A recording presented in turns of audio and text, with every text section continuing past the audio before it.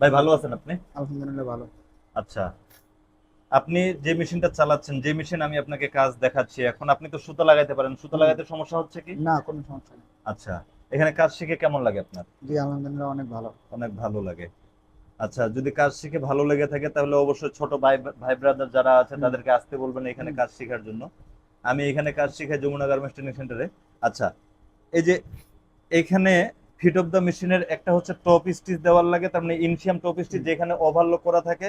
এই যে এখানে চেন স্টিচ সেলাই হুম। দেওয়া আছে, এটার উপরে যদি টপ স্টিচ দেওয়ার লাগে তাহলে আপনাকে টপ স্টিচ দিতে হবে। আর যদি টপ স্টিচ ছাড়া ফোল্ডার দিয়ে দেওয়ার লাগে, এখানে কাজ হচ্ছে দুইটা। ফিট অফ দ্য মেশিনের দুইটা কাজ, একটা হচ্ছে শুধুমাত্র টপ স্টিচ, আর একটা ফোল্ডারে। ফোল্ডারে হচ্ছে ইনসিয়াম টপ স্টিচ দেয়, ব্যাক ইউব জয়েন হুম। করে, ব্যাক রেস জয়েন করে। হুম। ঠিক আছে? হুম, ঠিক আছে। ফোল্ডার দিয়ে তিনটা কাজ হয়, আর ফোল্ডার ছাড়া এই টপ স্টিচ সব কাজে হয়। হুম। ঠিক আছে? ঠিক আছে ভাই।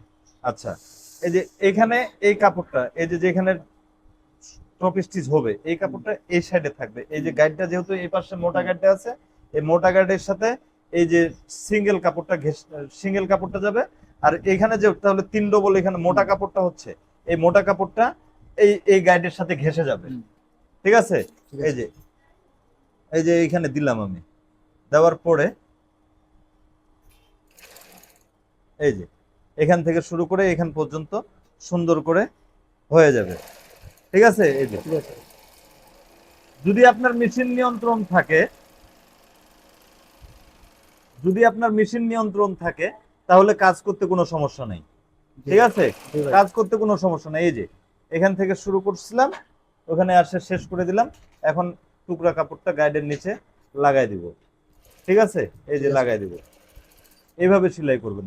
বুঝতে পারছেন? জি ভাই।